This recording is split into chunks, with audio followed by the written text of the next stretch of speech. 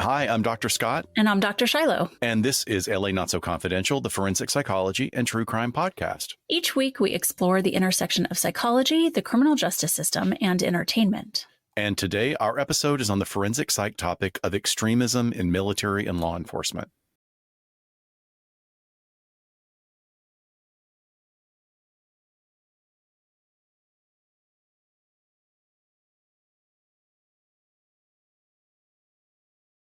Hello, everyone. Welcome back. I feel like we're getting our sea legs under us. You had a microphone issue last episode because of house issues, but right.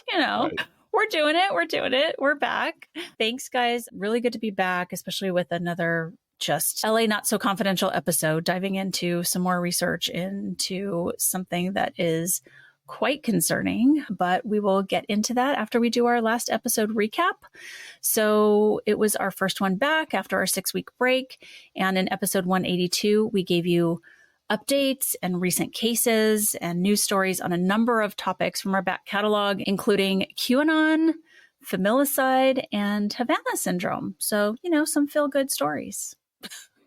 It was fun revisiting those, though. So, as usual, we try and slide in with a trigger warning. I don't know if there's anything particularly in this episode that could be triggering. However, certainly if you have differing beliefs, of course, Dr. Shiloh and I always respectful conversations. I think that's a great thing to have. But we are going to be talking about extremism within a faction of the people that we entrust the most to keep us safe, not only in our direct communities, but also in the world at large. So yes, that could certainly be triggering in the ongoing saga and challenges we have concerning elections. So one of the examples we want to start with was a completely watershed moment in American history. I think it's still impacting us today in living through this. And I strongly, strongly believe that unfortunately we have a huge part of our population that is not even educated enough in civics to understand exactly what happened. And what I'm talking about, amongst hotly divided opinions on this very vocal issue from each side of the conflict to this day, we're talking about the January 6th post-election insurrection in Washington, D.C. So on January 6, 2021, a mob of Donald Trump's supporters stormed the U.S. Capitol building in Washington, D.C. It was just 2 months after Trump lost the 2020 presidential election. The insurrectionists' goal was to maintain Trump's hold on power by disrupting a congressional session that was set to confirm Joe Biden's electoral college victory. And despite their efforts, they did not succeed in stopping the certification of the election results. The bipartisan House Select Committee later found that this attack was the final step in a 7-part strategy orchestrated by Trump and his officials to overturn election results. This incredibly violent event resulted in 5 deaths within 36 hours. 1 person was fatally shot by Capitol Police. Another succumbed to a drug overdose. And 3, including a police officer, died from natural causes. Additionally, 174 police officers were injured, many bloodied and beaten, and 4 of those responding to the siege took their own lives within the following 7 months. This rampage also cost over $2.7 million in damages. But the triggers for this event started much earlier and followed this timeline. So we go back to November 3rd, 2020, when presidential elections took place here in the United States. Trump claimed victory prematurely. On November 13th, 2020, Trump's legal team admits lack of evidence to challenge election results, but continue with numerous lawsuits across the country. On December 18th, 2020, Trump encourages his supporters to attend a rally on January 6th, 2021, the date of transition. On December 19th, 2020, coordination between the Oath Keepers and the Proud Boys began for the January 6th event. Excuse me, they did not begin, but it has come forward that these 2 organizations were colluding with each other to meet at the site in Washington. On January 5th, 2021, Trump supporters gather in Washington, D.C. Events and speeches incite the crowd, emphasizing action against election certification. During the Capitol attack, Trump was in the West Wing of the White House and initially reacted with pleasure to the news of his supporters breaching the Capitol walls. Throughout the day, staffers found him extremely difficult to communicate with. White House counsel Pat Cipollone worried about the potential legal repercussions, including treason, and he advised administration officials to immediately distance themselves from Trump. He recommended that they not follow any unlawful directives that might escalate the situation. He aimed to reduce their legal risks under the Sedition Act of 1918. Cipollone already saw where this was going very early on. So early on January 6th, 2021, Trump speaks at the Save America rally, repeating false claims and urging supporters to march to the Capitol. At noon, supporters marched to the Capitol and security perimeters were breached. In the afternoon, rioters then entered the Capitol, clashed with the police, and disrupted the electoral vote count. Multiple officers and rioters were injured, and several deaths occurred related to the event. In the evening, National Guard and additional police clear the Capitol.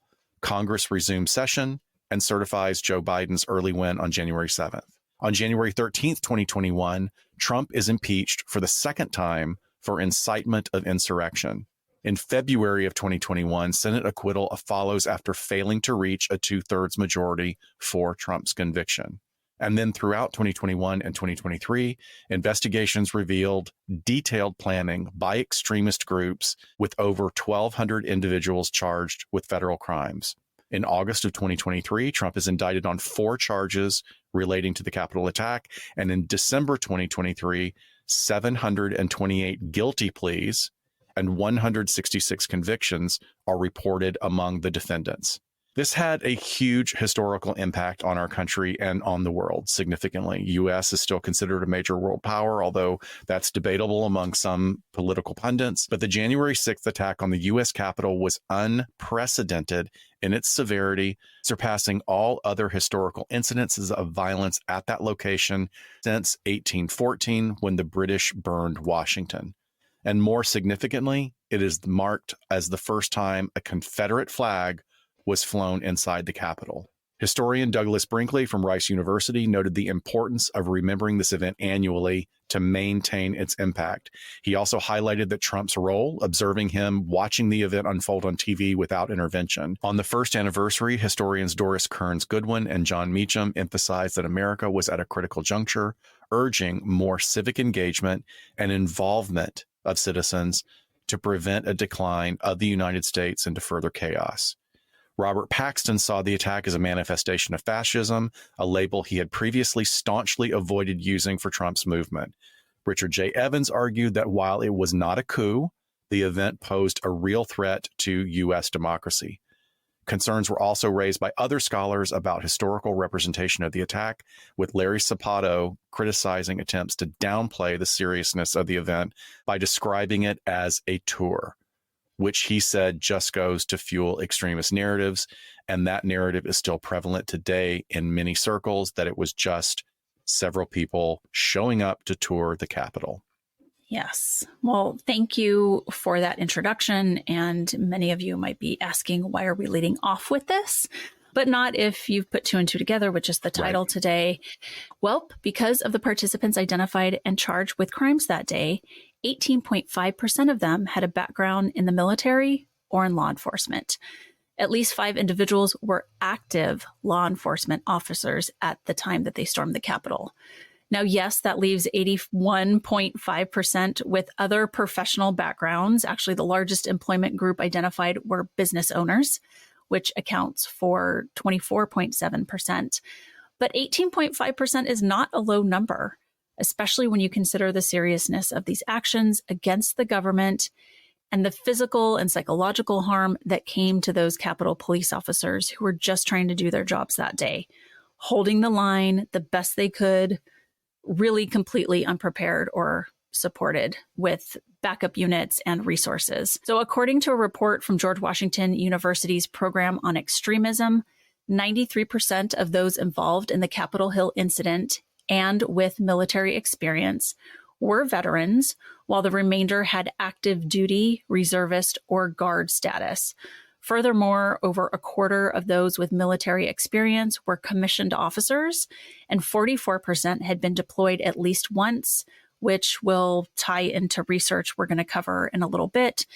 And the most striking finding was that 37% of those with military experience were linked to violent extremist groups like the Oath Keepers and the Proud Boys, making them 4 times more likely to be associated with such groups compared to rioters without military backgrounds. While the majority of Capitol Hill rioters were not affiliated with organized extremist groups, prior military service emerged as a significant indicator of such membership, which really is terrifying when we look at the numbers in that way. Recognizing this, the military took action with the Secretary of Defense implementing a stand down initiative to really start addressing issues of extremism within its ranks. So we want to recognize before we even get into the rest of this episode that the vast majority of members of the military and law enforcement officers fulfill their duties with honor, integrity, and a commitment to the oath that they swore to serve and protect, regardless of their political affiliations.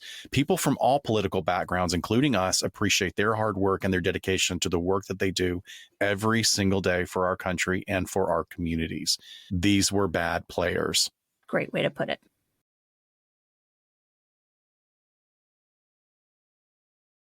So the issue of extremism in the military, both in the United States and in other Western democracies, is certainly not a new one, but appears to be increasing significantly since 2021.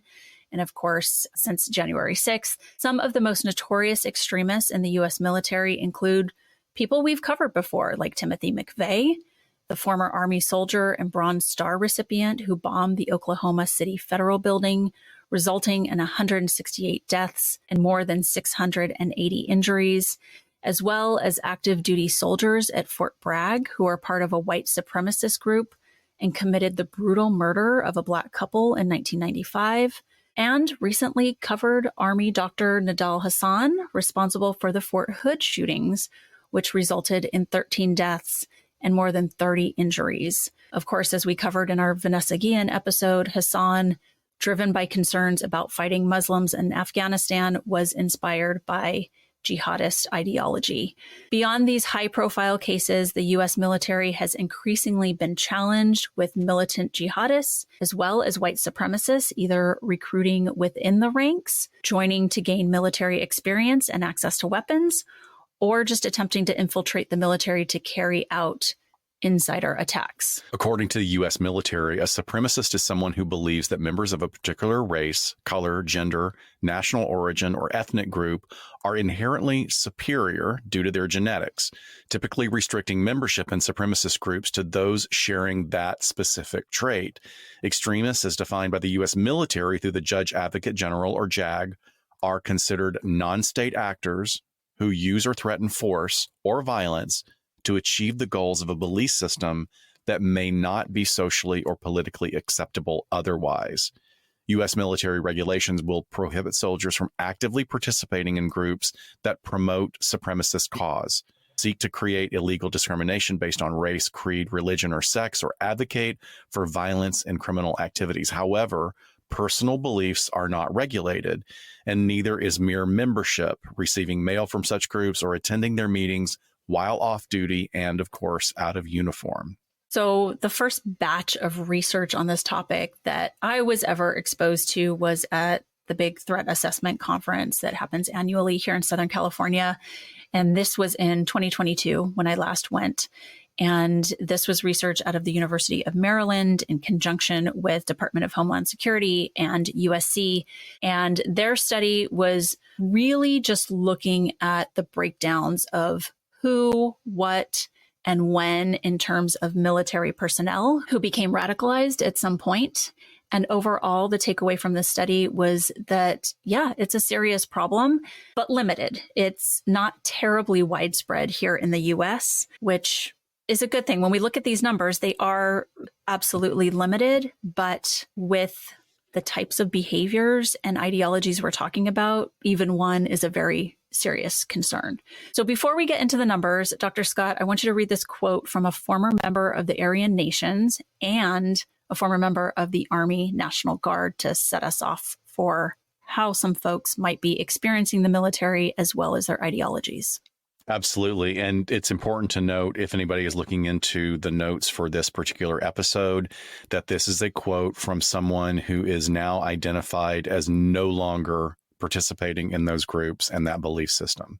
So the quote goes, "When I was in the Army National Guard, there were people that knew I was in the Aryan Nations.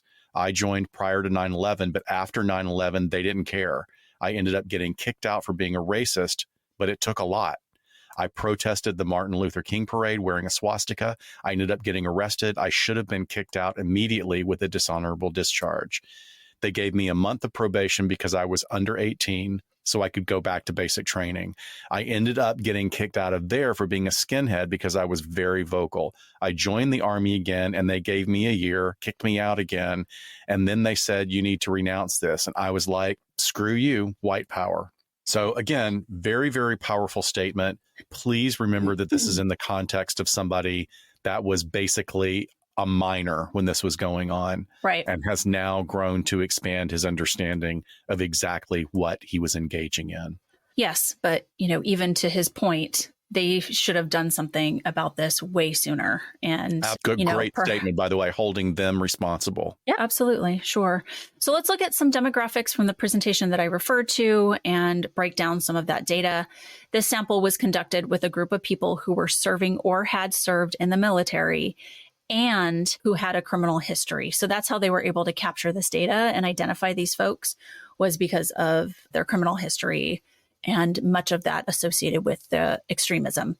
So of the sample, 5.9% fell into the category of members of the military already being radicalized and then enlisting in the military. So this was found to be the smallest group, as they kind of broke this down as to how people were identifying either before, during, or after they were conducting their service. This would have been folks that were already radicalized, had a desire for military training, wanted sort of that organizational prestige to lend to their backgrounds, and then are doing that essentially for some nefarious reason.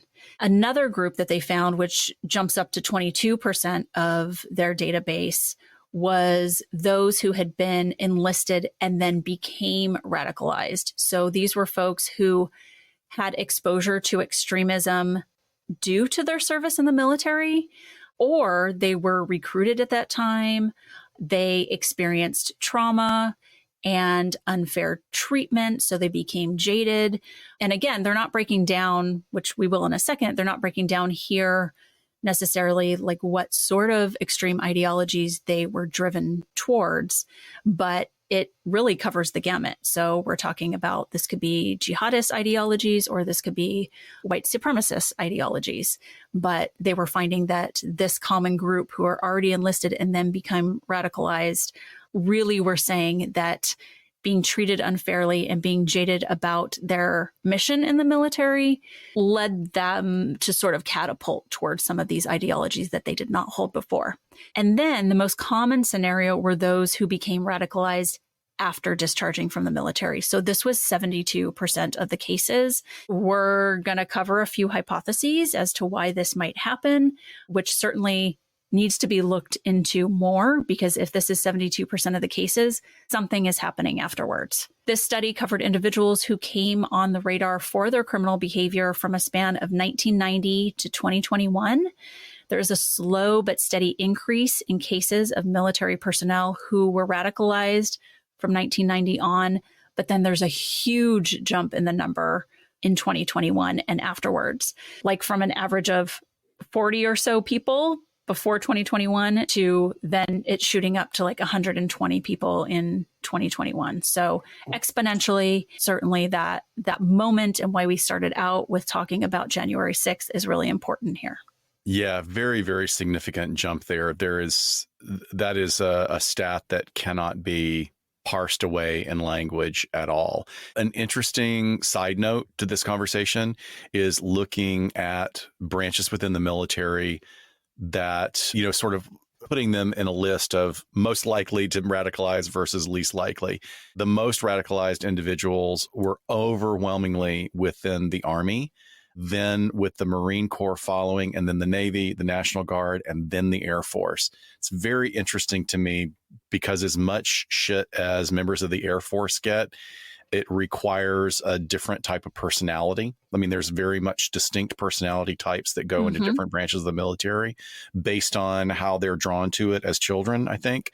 But fascinating stuff there. So the types of ideological affiliations for this population are broken down in the following way. 48.59% are anti-government and militia members. And then almost 33% actually are just full-on white supremacists. So between those two groups, that's a big chunk, right? That's your majority right there is anti-government individuals, sort of maybe the sovereign citizen issues. We're going to get into that a little bit more as we did last week or in our last episode.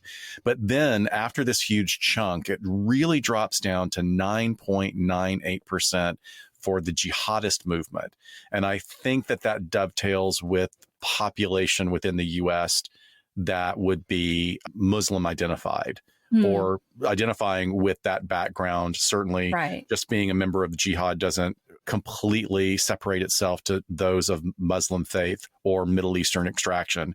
We've got jihadist believers that are American white guys as well. Yeah. But next, another significant drop, even below that 9.98, is at 4.77%, what we refer to as male supremacists. Male supremacists view women as genetically inferior, manipulative, and stupid.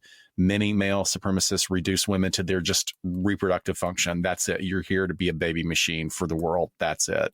And it's very similar and overlaps significantly with what we now call and term as misogynistic extremists. And we will probably defer a deep dive into that particular subpopulation for another episode because it was just too much to include in this. The research we found was really, really significant and also harkens back to our discussion of the incel community within the manosphere. So again, going back to those stats, 4.34% are anti-abortion militants. Then there's 3.9% of conspiracy theory and cult members. And then there's 2.17% of Black nationalists, and less than 1% are the anarchist and animal rights environmentalists. But it's very interesting. The amount within the subpopulations of law enforcement and military that they want to put the emphasis on those particular groups. I think that's very interesting. It's like, yeah, they're the ones that are doing all this stuff. Like, no, they're like this 1% of the population, right? Yeah. I mean, the whole idea of anarchists being organized enough to do something like that completely belies it. But it's an easy scapegoat for people that are uncomfortable, I think. Researchers also go on to promote that extremists with military backgrounds have been affiliated with over 120 unique extremist groups within the U.S. And when they broke it down further to the most common extremist groups and affiliations, this is what they found. In at number one, not surprisingly, over the last couple of years, something that moved from what was considered to be buffoonery almost, it's sovereign citizens, now a very, very serious issue. And sovereign citizens are actually used as examples in police academies most consistently across the U.S. as one of the most dangerous encounters that a law enforcement officer can have in the community. So at number one, sovereign citizens, followed closely by Al-Qaeda adherents, Oath Keepers, and Proud Boys. And then those movements were then followed by QAnon, the KKK, and then the Boogaloo movement, with some lesser known groups mentioned in much, much, much smaller numbers. But the ones that I just mentioned are really the heavy hitters in this movement. Yes. So this study really just gave us a snapshot of the affiliations of those with military background who had a criminal history. And the researchers note that detection is difficult since radicalization can certainly occur before, which the numbers are low, but it can occur before, during, or after enlistment. And if it's happening before, or if it's happening after, really how much onus do we put on the military to try and figure that out? That could be very, very hard to do. So, of course, the researchers absolutely stress the need for prevention and then intervention if it is detected. This year, RAND released their results from a study in which they conducted 21 interviews with veterans who had expressed support for one or more extremist groups or associated beliefs, aiming to understand the potential causes and trends of extremism among veterans. The support was disclosed as part of a nationally representative survey of nearly 1,000 veterans in the United States. So this is really important. Approximately 3/4 of those interviewed reported experiencing a negative or traumatic event while in the military. And these events ranged from interpersonal conflicts, often even leading to their discharge, to experiences of combat trauma, physical abuse, and sexual abuse.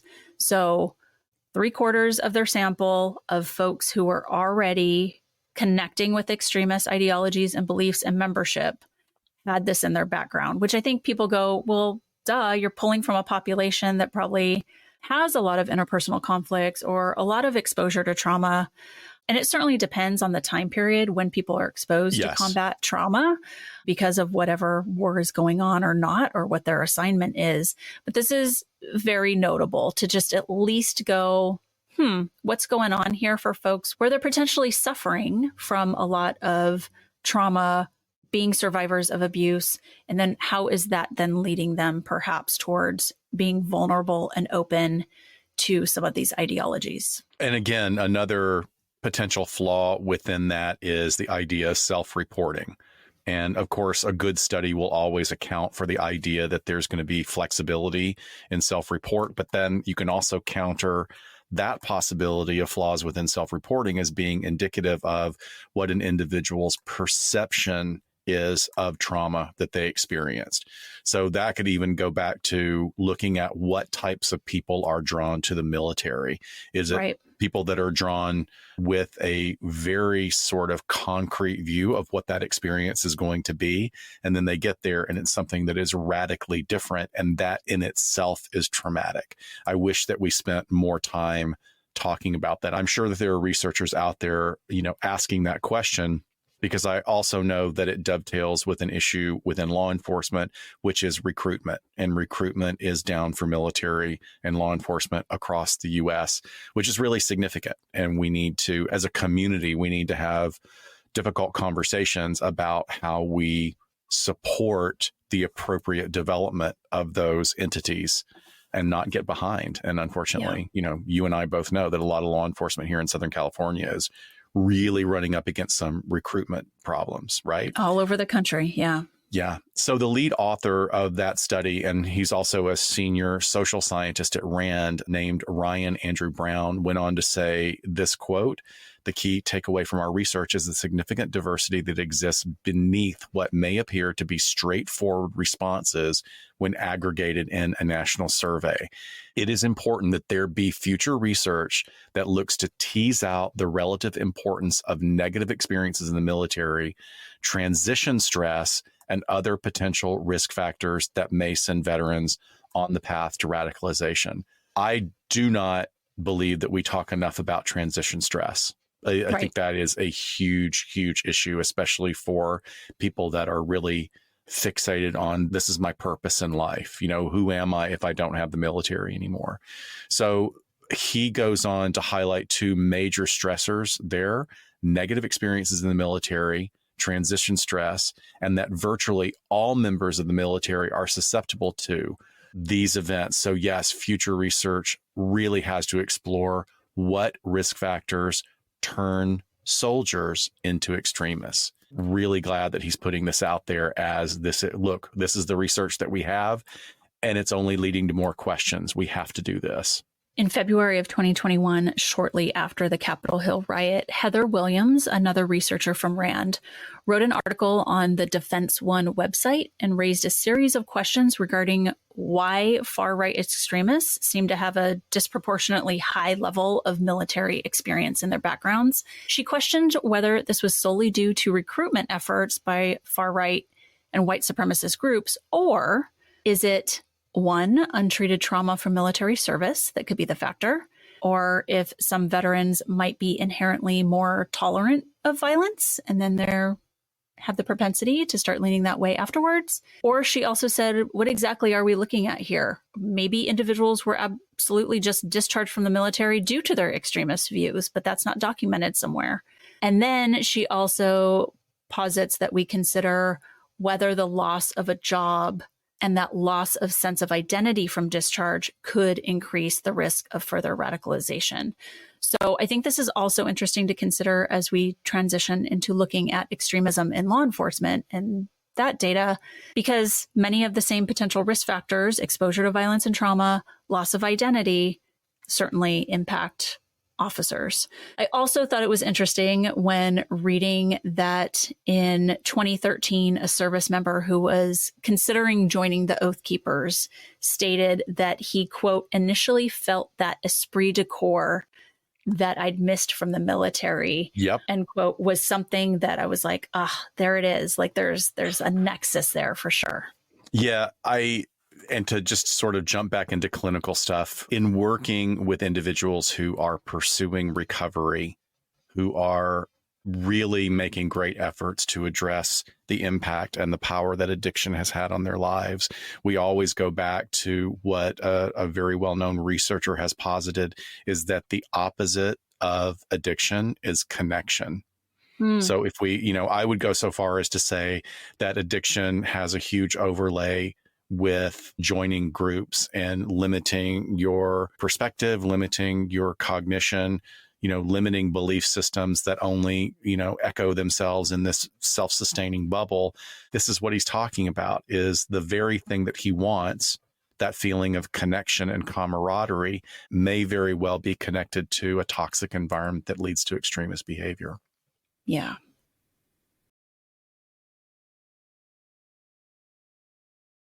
Okay, so for the next section, we are going to shift away from military to focus on more examples of extremism that have emerged from law enforcement entities. And in a publication put out by the International Association of Chiefs of Police entitled Rooting Out Extremism in the Ranks, the article notes that extremism within law enforcement presents really a dual threat because it impacts both the integrity of the profession, clearly, that's optics, how you're perceived by the public, and then the trust that is crucial for building effective relationships with the community and within law enforcement itself. So, the ones that are bad actors, the ones that do follow these extremist beliefs, they impact the overall feeling of cohesiveness and connection within existing law enforcement, and that affects their ability to function at the highest level, because military and law enforcement really do rely on this, I want to say brotherhood, but that's such a gendered term, but right. this real sense of cohesion. And I don't want to say like that it's like a family, because it's not. It's a completely thing unto itself. But the authors of this article take the stance that individuals within law enforcement who engage in extremist activities or advocate for very extreme ideologies, or are the ones that align with extremist groups directly, contradict their oath to serve. And that in itself undermines community safety. I want to say that again. Those that advocate for extremist ideologies and align with extremist groups, they directly contradict their oath to serve. The oath to serve goes against extremism. It absolutely does. It's one of the things that you hear over and over again from FBI agents that will say, I worked with people that I never once knew what their political beliefs were. Because when we came through the door, our job is our job. And we didn't talk about that stuff. Or the exact opposite. We knew exactly that we were polar opposites politically, but our job was our job. And we had a common goal in that, which I think is a very healthy respect. The authors also acknowledge that addressing the issue can be challenging, particularly in a time like this where there's really a heightened public scrutiny of law enforcement. And, some of the leaders of those law enforcement agencies may find it really overwhelming to confront ongoing emerging issues affecting an already overwhelmed profession. I mean, the term that was used in this article is beleaguered, which I think it's a little bit dramatic, but, it kind of nails it down, I think, as a descriptor. The article also highlights the fact that consequences of ignoring or minimizing or downplaying this issue within law enforcement are really too significant to overlook. I think he was really taking a strong stance that is really needs to be discussed. Yeah, definitely. And the International Association of Chiefs of Police, the IACP, is really a leading entity that takes in, it's not just an echo chamber. Specifically, this article, as well as some others that they posted on this topic, have really been informed by the Anti-Defamation League, and they bring in other experts to really talk about these concepts that the IACP doesn't necessarily have all of the research and data and expertise for. So I really commend them for that. And then they distribute and disseminate this information like articles on their website and through their publications in this manner to address some of these issues. There's also the fact that some agencies may believe that this problem doesn't affect their departments at all. However, It is really a reality across agencies throughout the United States. Over the past decade, at least 73 active U.S. law enforcement officers have been identified as involved in or supporting extremist movements or groups. And these are only the publicly reported incidents, right? So to some, this number might seem high, like 73 might seem like a lot because, as we said before, one is too many, while others might underestimate its significance of, okay, just 73 people out of the entire police force that is present in the United States. However, the IACP believes that even one instance of extremist behavior within an agency is absolutely unacceptable, and such actions can erode community trust and tarnish the reputation of an entire department, which isn't fair to the folks doing the right thing and not engaging in this behavior. And I think we have to acknowledge that while individuals have the freedom to hold various beliefs, law enforcement officers bear a heightened responsibility upon taking their oath of office to join an agency.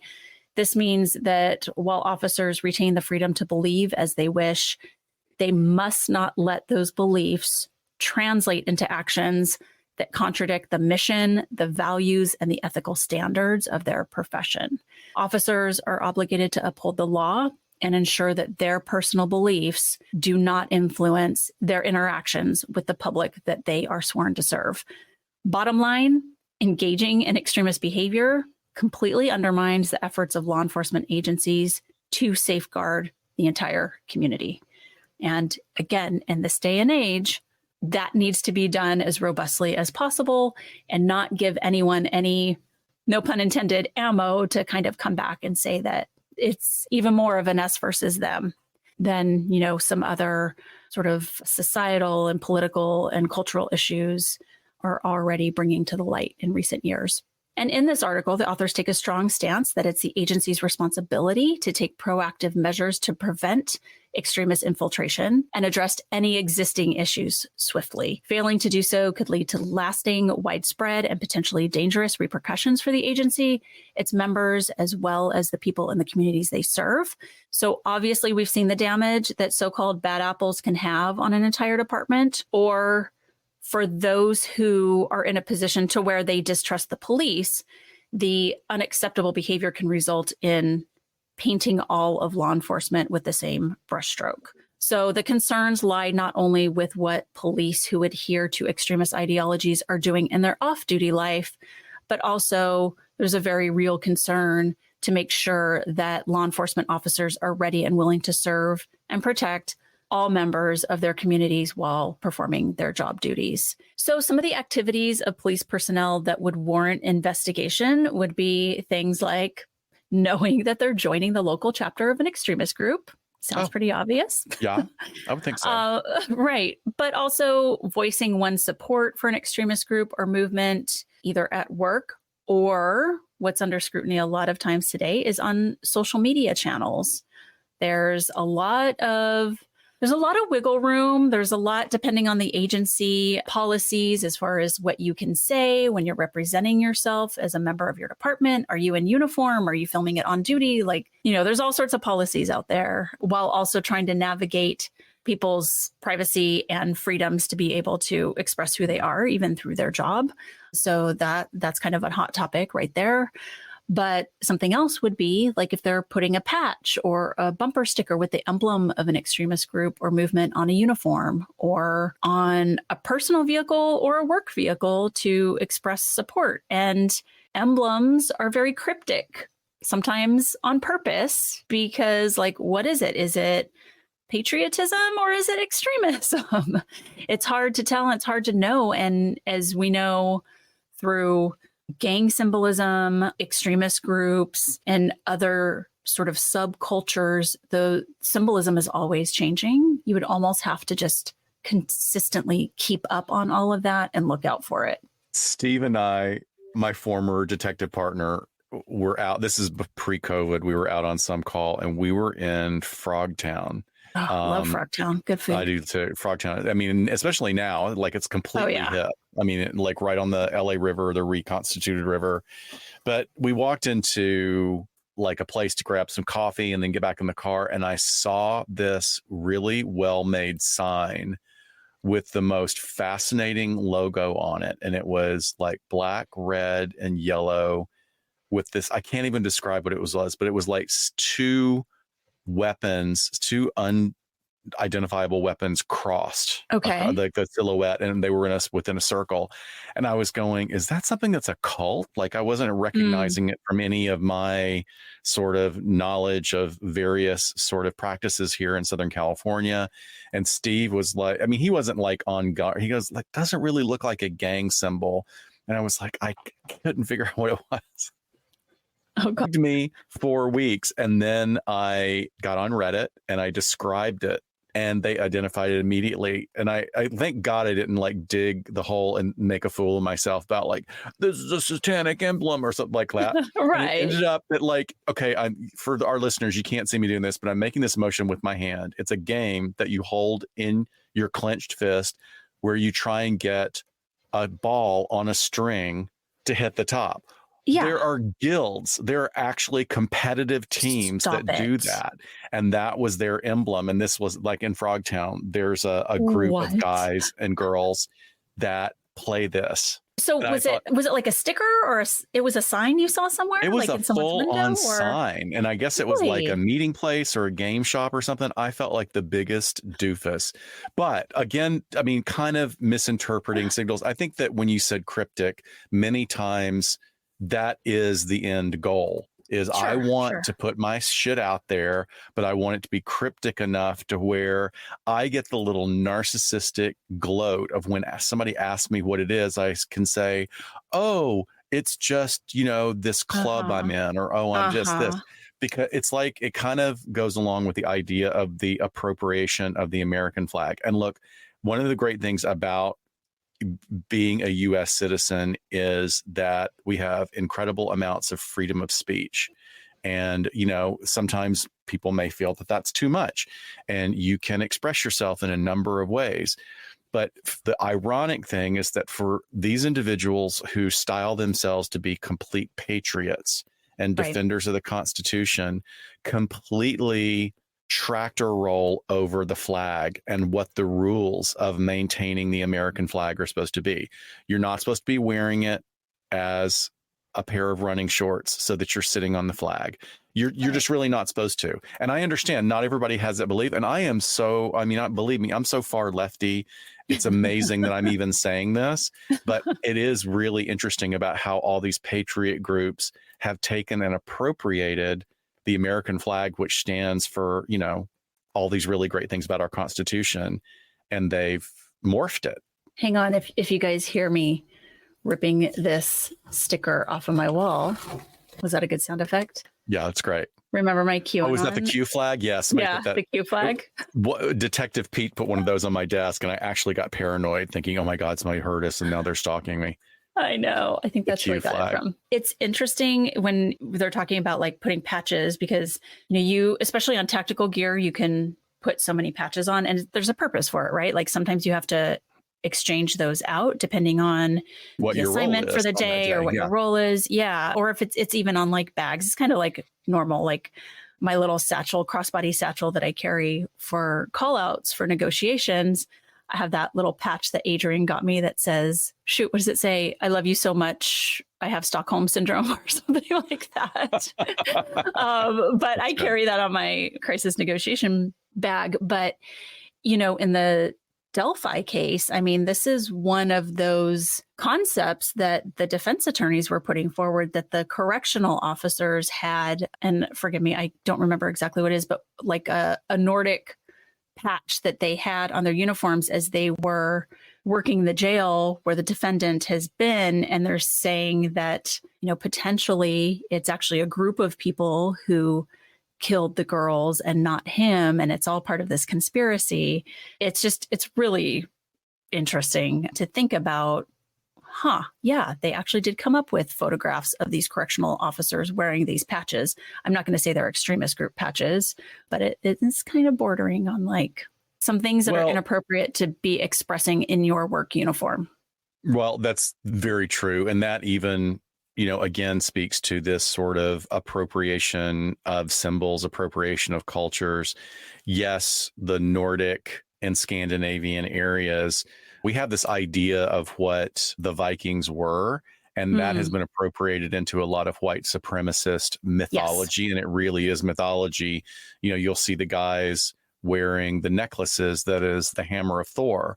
And it's like they may actually be Odinists that are worshiping, that they are actually have this religious belief. Or there's a crossover with white supremacists that have on several occasions tried to create their own pure quote unquote communities. And the ironic thing about that is that all of the archaeological research now shows that the Vikings, that group, was actually a completely multicultural group. It was people from all over parts of Europe. And, so anyway, it's just interesting that this move towards white supremacy is driven by an ideological purity, like the racial purity, which actually never really existed in the way that they say it is. It's kind of like boomers wanting the good old days. And it's like, oh, the good old days when Black people couldn't use the same bathrooms as you? Or are you talking about those good old days? Yeah. And yeah. Some of when them America was that great. Yeah. It was so great then. It was wonderful. Yeah. But it's also recognized that active promotion or support of groups or movements can be carried out in a variety of ways, which without actually like belonging to an extremist group itself. So I think that's also interesting as we reflect back on the research that we're pulling from today is how are they defining the affiliations here? I think some of the RAND studies, they were sitting down and doing in-depth interviews, which is really important. There can be, okay, I kind of agree with what this guy's saying, and maybe that guy is affiliated with an extremist group. There's different levels, but we need to be tuned into it and cautious and ready for intervention, especially when it includes our military and law enforcement. Absolutely. Thank you for bringing me back on track, because the Anti-Defamation League also argues that a huge number of violent extremist groups and their leaders, including white supremacists and anti-government extremists, they're very explicit about their desire to recruit current and former law enforcement personnel. They're like, we want to, and we want to recruit them so that we can infiltrate, because they have this overarching goal of, sort of the end times where we're going to be running everything, or they're going to be running everything. And according to the Anti-Defamation League's research in mid 2021, which that research and study examined all of this really going back to 2010, anti-government and white supremacist ideologies are the most prevalent extremist beliefs within law enforcement personnel. And going even further, among those officers that were identified as holding extremist views, an equal number were either terminated from their positions or retained and reassigned with full pay. And in at least 2 instances, officers dismissed for extremism were then reemployed by different agencies. And there is evidence of at least one officer who resigned amid allegations of extremism being hired by another agency. So that's a really sort of well-constructed sentence way of saying that these officers are just going to other agencies. They're moving 3 counties over, and maybe they're taking a ding in pay. I mean, we even had some dog whistling with the state of Florida. The state of Florida was saying, Yeah, any officers that want to leave California, you're more than welcome to come here. And all I could think was like, oh, great. You think you've got it bad here in California, go be law enforcement in Florida with the level of crazy entitlement there. Good luck with that. Yeah, I think it's going back to what we saw after George Floyd's murder, when you have quote unquote bad apples and maybe they resign in lieu of being fired and then go get a job somewhere else, that the agencies need to make sure that they're talking to each other and they're catching that. But I mean, I worked background investigations for a while when I was on the job. As long as they're doing their due diligence and doing the investigations like you're trained to do, you will absolutely catch that. And we, at least here in the Southern California area, disqualify people no matter how much expertise and experience they're bringing to trying to get hired on is what we call a lateral, right? You already have been through the academy, you have experience as a lateral officer. If things don't match up in your paperwork on your background packet, done, disqualified. Like, it's very easy to catch that. So as long as the information's out there, right? If it's not, and this person has kept it under wraps, and that's not why they were potentially going to be let go, then maybe it's a little bit more difficult to dig out, but a good background investigator should be able to find that. So let's look at what they found with police officers who identified with anti-government groups. This accounted for roughly 40% of the identified cases. Included. Can we just talk about the irony there? I know. That you're an anti-government sentiment individual who's working in a government job. And if you're in one of the larger metropolitan areas, you have probably one of the better paying jobs with the best union protection and union benefits. Yes. Sorry, I just had to point out the irony in that. So included in these anti-government ideologies or groups, we're talking militia groups, sovereign citizens, 3%ers, and oath keepers. Within this subset, about half of the officers were linked to or expressed sympathy for the 3%ers. I don't think that's one we've talked about much, so let's get into that a little bit. Some officers who showed support for the 3%ers claimed they viewed the movement's logo, which I've seen a lot here in Southern California. It's a Roman numeral 3 circled or surrounded by 13 stars, as a harmless patriotic symbol. Regardless of their rationale, the prevalence of 3%ers among law enforcement ranks may stem from the movement's inclusion membership criteria. Unlike militias, which typically require paramilitary training that may be challenging for some to fulfill, the 3%ers only require individuals to self-identify as members. So I guess if you say you're one, you are one. This emphasis on self-identification enables the movement to spread more easily among the general population and law enforcement agencies. The Southern Poverty Law Center describes the 3%ers as a group who, quote, often draw parallels between the U.S. government today and the British government in the 1700s, arguing that the current U.S. government is tyrannical and actively working to infringe on Americans' constitutional rights and liberties. They believe a small force of armed individuals can overthrow a tyrannical government, and many 3%ers engage in paramilitary training and organizing to do so. So over a quarter of the anti-government extremist officers in the ADL study openly endorsed and supported the Oath Keepers, aligning with the group's explicit goal of recruiting current law enforcement members. Nearly half of the cases involving 3%ers and Oath Keepers were reported after January 1st, 2020.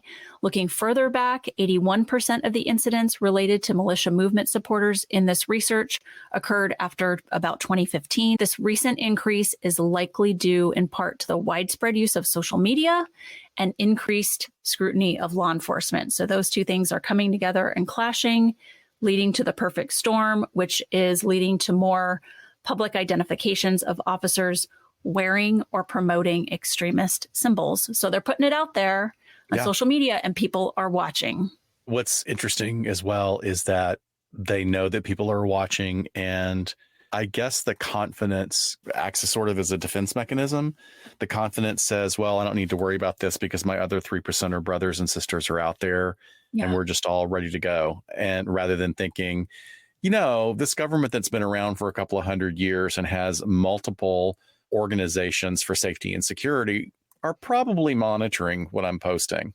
Like, Yeah. you're not considering that, or maybe, I don't know. It's interesting. I think that, again, mental gymnastics plays a part in a lot of this type of thinking as well. So the Anti-Defamation League also found cases related to the Ku Klux Klan, and in their data set, 33% of the identified cases involved individuals linked to white supremacist ideologies, including members of the KKK groups, neo-Nazis, and the alt-right. Among those with white supremacist leanings, individuals associated with or belonging to various Klan groups constituted the largest subgroup. While Klan groups have been on the decline in recent decades, there remains a long-standing history of Klan sympathizers within law enforcement, and this percentage likely reflects that troubling legacy. It's also important to understand that those numbers may be harder to gather than they were in the past. Klan membership in the South was very open for decade after decade. I believe it's gone more underground in the South, so it's not as prevalently or as openly discussed. But the bad thing is it's also spread to other states, including states in the North that have adopted that particular ideology. And to give it some context, during the 18th century in America, much of the enforcement of the law in the South was carried out by slave patrols, and that was composed of white men who sought escaped slaves and intimidated Black individuals. This early form of policing is closely connected to the eventual formation of the KKK, establishing a significant historical link.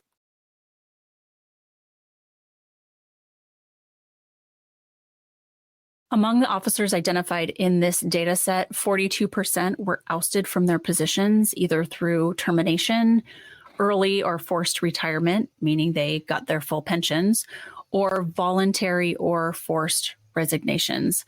Some of these individuals were subsequently hired by other departments after being dismissed from their initial department due to their extremist affiliations, and we will very shortly get to an example of that. Of the remaining officers, at least 40% were permitted to continue on active duty, including officers who were employed during their investigations or were placed on paid leave before being reinstated. In several instances, the ultimate status of these officers is completely unclear due to a lack of publicly available information, which is very, very frustrating. I don't know how it is state to state, but California is pretty darn transparent as far as, why officers get terminated. When their names are released, that's getting more and more transparent in recent years.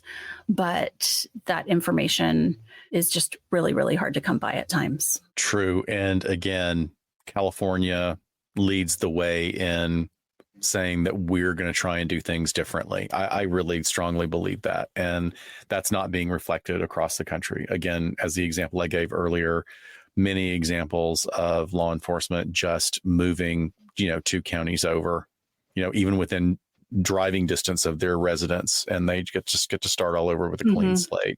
So for our case today, or at least case number 1, we're going to go to May 29th, 2020, when Stephen Carrillo decided that the time had come for him to take action against the government. And in downtown Oakland, California, on that Friday at 9:44 p.m., he opened the sliding door of a white van and began shooting his rifle at the Ronald V. Dellums Federal Building and Courthouse. Officer David Patrick Underwood was killed within a guard booth, and his partner was seriously injured. The van quickly fled the scene. Approximately a week later, Mr. Carrillo, associated with the anti-government paramilitary Boogaloo movement, was arrested for ambushing and murdering a police officer, as well as injuring several others in another attack about 60 miles away. Not only was Carrillo linked to an anti-government paramilitary group, but he was also an active duty sergeant in the Air Force. This past summer, he was sentenced to 41 years in prison for his assaults against government agents who he had sworn to protect and defend. According to the plea agreement, Carrillo admitted that he intended to kill the 2 officers and acted with premeditation by firing on the officers from a van driven by another individual. He also admitted that during the months before the shooting, he aligned himself with an anti-government ideology and wanted to carry out violent acts against federal law enforcement in particular. Leading up to the shooting, Carrillo used social media to share messages and writings expressing a belief that the timing was right for challenging the government. He admitted to posting comments on social media on May 29, 2020, referencing the protests following George Floyd's killing and planning to go to an area in Oakland where protests were expected that night. Carrillo acknowledged attending the protests with another person and bringing firearms and incendiary devices in a van driven by the other individual. After surveying the protest, the federal building, the courthouse, and the surrounding area at around 9:44 p.m., while the other person, again, was driving, that's when they carried out the shooting. Carrillo fired 19 shots at those two security officers. And as you said, Dr. Scott, unfortunately, he killed a federal officer, Officer Underwood. And thank goodness he was caught for this. And sounds like he ended up admitting to a lot in his plea agreement. And I'm glad we got that background information from him as far as what his intentions were, how he was using social media.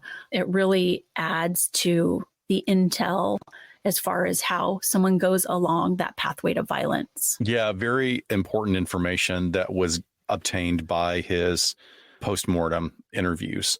Seriously interesting information about how some of the people that are, you get information from true believers because they will tell you everything, because of course there is an internalized sense of justification for their acts. There is no remorse, or maybe there is minor remorse. Well, yep, you got to do what you got to do.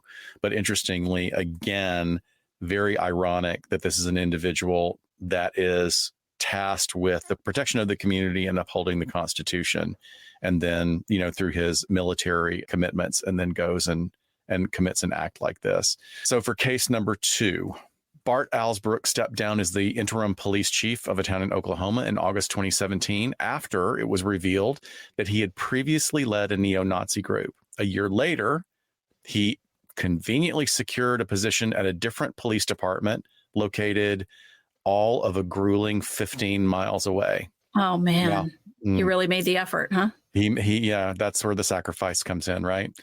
Alsbrook, age 50, previously served as the Texas coordinator for Blood and Honor USA, a racist skinhead organization with the neo-Nazi affiliations. He also operated 2 neo-Nazi video and music companies and managed a skinhead website that glorified racist violence. Although he was charged with the attempted murder of another skinhead in 1995, the case was dropped when the alleged victim declined to testify. These connections came to light when Alsbrook was appointed interim police chief of Colbert, Oklahoma, leading to his resignation under pressure. Alsbrook's appointment as Colbert's interim police chief occurred on August 22nd, 2017, which interestingly coincided with the aftermath of a deadly white supremacist rally in Charlottesville, Virginia, prompting increased scrutiny on hate groups in America. Local TV station KXII discovered a neo-Nazi record label registered in the area, which identified itself as the Voice of Blood and Honor USA, and was found to be registered to Alsbrook. This is mind-boggling already, right? I know. All of it. Like, how was there just no background check whatsoever at all? He was arrested for attempted murder in the 90s, and this is someone who ended up being an interim police chief. Yeah, exactly. Well, so in 2005, the Southern Poverty Law Center reported that Alsbrook had attended a gathering of racist skinhead groups while serving as Blood and Honor USA's Texas coordinator. His video production company called NS8 Videos, which used neo-Nazi code in its name, NS for National Socialism and 88 for Heil Hitler, is obviously problematic in and of itself. But Alsbrook's involvement in Nazi activities dated back to at least 1996. I would argue well before that, if his arrest was before that. But that was when he registered a website called Skinheads USA. Man, 1996, he was on it, registering websites. Yeah. As reported before, I mean, this really featured a lot of imagery of violent attacks on Black and Latino men, alongside messages of white supremacy. And despite these revelations, Alsbrook initially denied his connections to neo-Nazi groups, attributing them to identity theft. It wasn't me. It wasn't me. It was someone else pretending to be a very prolific anti-Semite neo-Nazi racist. Music producer or whatever. Music producer, yes. However, DJ. he, Wedding DJ. However, he resigned from the Colbert Police Department shortly after his past was exposed. And in a surprising turn, he, yes, was hired as a reserve officer in the other police department, Achille, Oklahoma, just 15 miles away. And the police chief there stated that he was aware of Allsbrook's history, but believed that he had moved on from his racist past. While some individuals involved in hate groups have successfully left and renounced their past beliefs, law enforcement agencies have also faced criticism for employing individuals with ties to hate groups or sympathies towards them.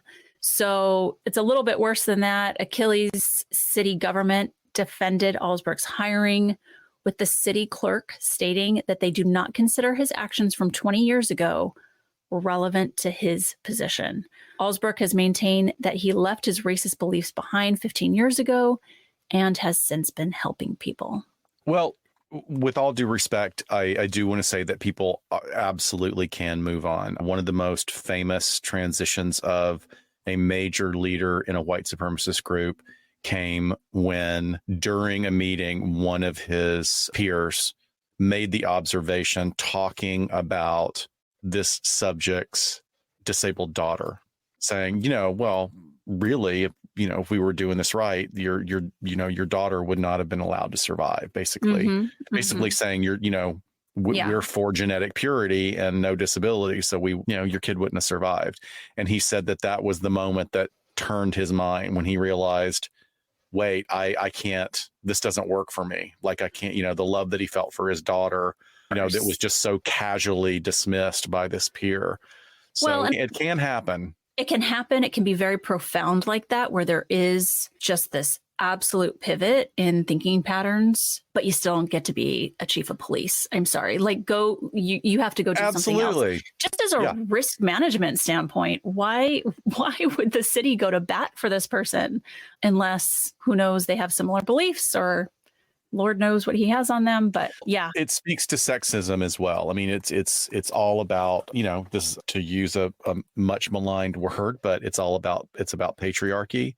It's about a good old boys network, a system, and that is very prevalent in a lot of areas still within the US. And maybe they had a shared belief system, or it's that shared camaraderie of like, well, he was just acting up a little bit. There's this thing that does happen in the South where you minimize, like, well, he learned his lesson. Yeah. Well, why are you going to be a reserve officer? Just retire. Just go do something else. Yeah. You got all these other businesses. Go run your music company, which I'm sure is wildly successful. Anyway, in 2021, a former Georgia deputy pleaded guilty to possessing unregistered firearms as part of an FBI-led investigation into a violent extremist group.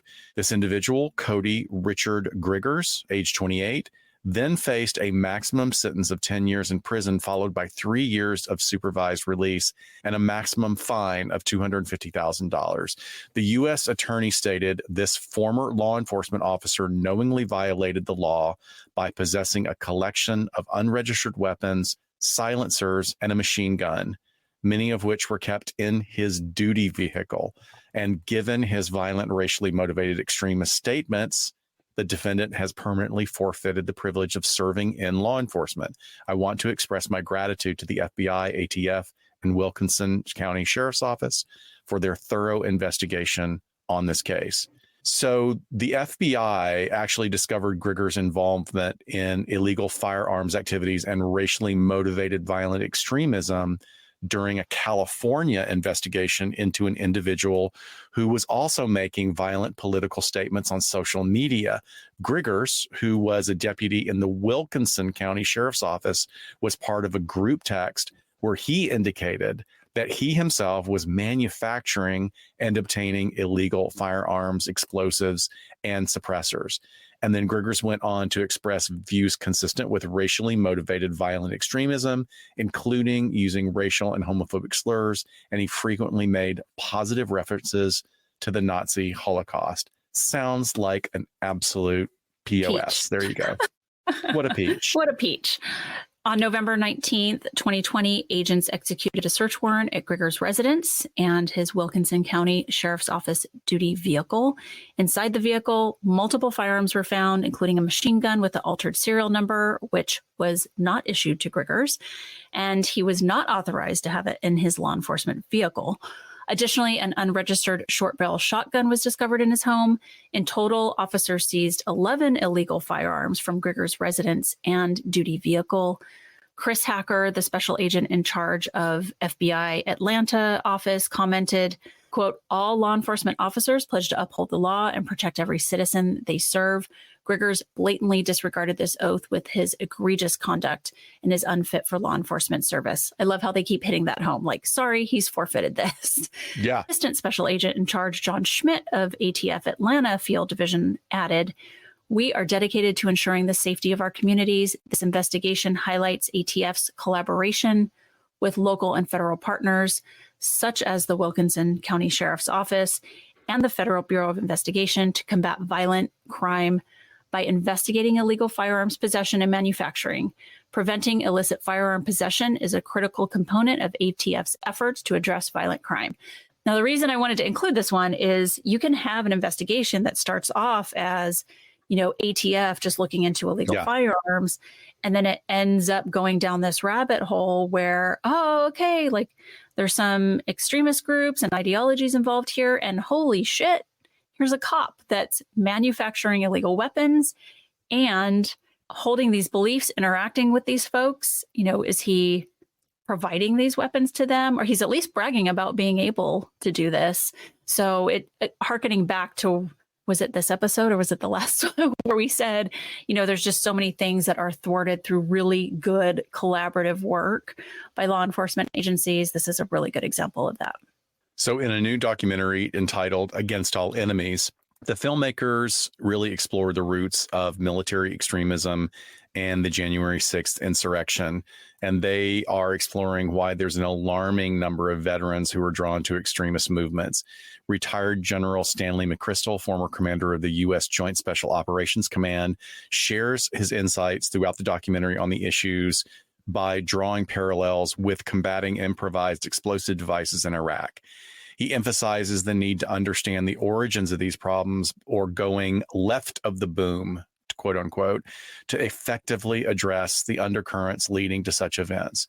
So the documentary, very well reviewed, came out last fall. It highlights that a significant portion of those charged in the Capitol riots, about 1 in 5, had served in the U.S. military. And it's a disturbing trend that is suggesting that extremist groups may be leveraging the skills and the respect accorded to veterans to strengthen their cause. I think that's a very interesting addition to our earlier assertion about learning those skills and military operations, but it's also using all the cachet that comes with being in the military to navigate through other areas of society, whether they're within the military structure or paramilitary structures like law enforcement. So the documentary also includes perspectives from extremists themselves and then veterans who had been part of these movements. Michael Breen, a former Army officer who is now the president of Human Rights First, points out that military training in insurgency and government overthrow could be misused by those with extremist ideologies. And the film traces historical incidents of veteran-led extremism from Vietnam veteran Louis Beam in the 60s all the way to Timothy McVeigh and Terry McNichols for the Oklahoma City bombing. They both were U.S. Army veterans. And then, of course, more recently, it focuses on the Capitol insurrection in 2021. So a former U.S. forward observer, Christopher Goldsmith, who once found community in these groups like the Proud Boys, now works to expose their activities. And he gives stern warning about the growing potential for extremism among Gen Z-led groups that advocate violence and fascist ideologies. And Goldsmith goes on to suggest that veterans are particularly vulnerable to recruitment by right-wing paramilitary groups because they miss that camaraderie and the sense of mission or purpose that they experienced in the military.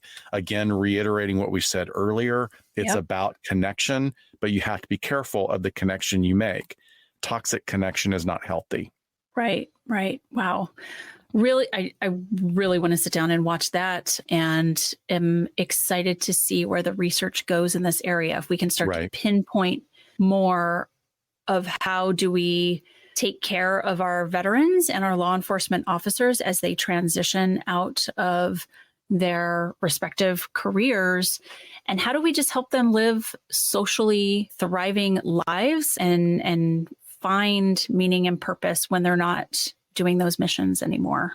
I did want to end with a timely, I don't know, not necessarily like a feel-good story, but what's going on right now as far as one of those Capitol police officers who was on the other side of the metal barricades that day. So Harry Dunn, he was deeply impacted by what he witnessed and experienced. He literally watched lawmakers he had protected vote to acquit former President Donald Trump and deny the violence and trauma that led to the deaths of some of his fellow officers that day. The Maryland resident is running for Congress, stating, "I'm running for Congress because the forces that spurred that violent attack on January 6th are still at work in our country today. And as a patriotic American, I believe it's my duty to step up and defend our democracy." So interestingly, there's a former West Virginia lawmaker who's also campaigning for Congress in his state of West Virginia.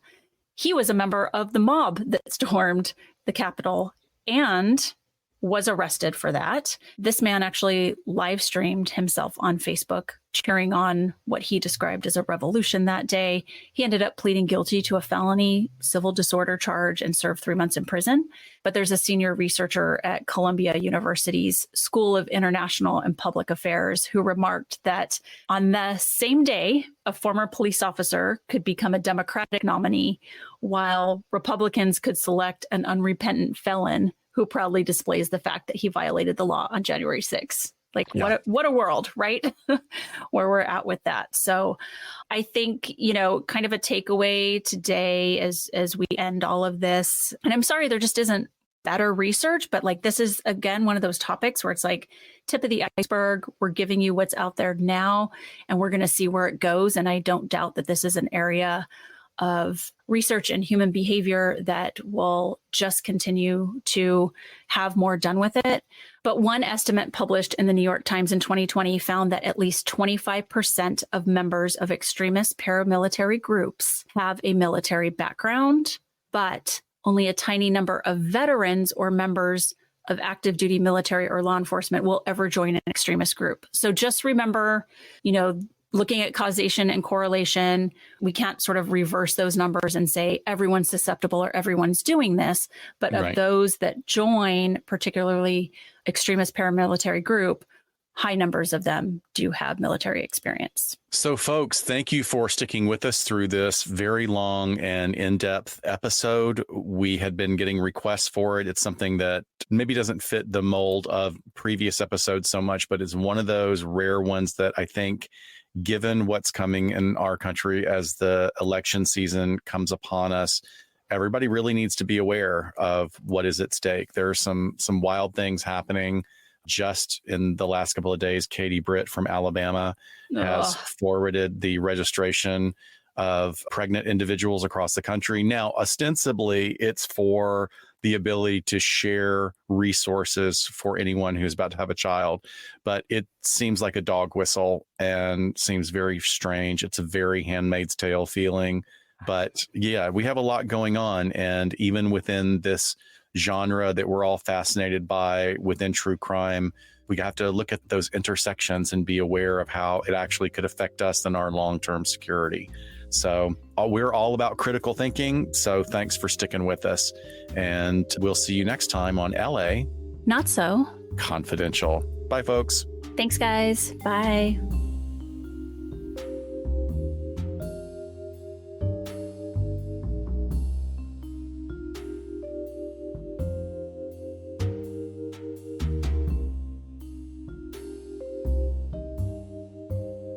We sincerely thank you for spending some time with us today. LA Not So Confidential is part of the Crawl Space Media Network. Each episode is hosted, produced, and written by Dr. Scott and Dr. Shiloh. Our post-production editing and sweetening magic is handled by the multi-talented Jason Usry of Ear Cult Productions. The LA Not So Confidential theme entitled Cool Vibes Film Noir is composed and performed by the talented Kevin MacLeod. He graciously allows us to use his music via a Creative Commons Attribution license. Please check out all of Kevin's amazing work on YouTube. All of the resources for each episode can be found on our website at www.la-not-so-confidential.com. You can find us on Instagram at LA Not So Podcast, on Twitter at LA Not So Pod, and on Facebook at LA Not So Confidential. Media inquiries and bookings are scheduled at alienistentertainment@gmail.com. Please join us each month on Saturdays at 4 p.m. Pacific Standard Time for a live streaming and very interactive broadcast on YouTube entitled Behind the Couch. Stay tuned to all of our social media for our live stream scheduling announcements. Subscribe to LA Not So Confidential so you never miss a new episode. Lastly, we would be honored if you joined our Patreon at patreon.com/LA Not So Podcast. With a subscription, you get an ad-free listening experience, additional content, host interaction, and you'll be the first to know about upcoming live events, social gatherings, and super cool swag. Thanks for listening, and join us next time on LA Not So Confidential.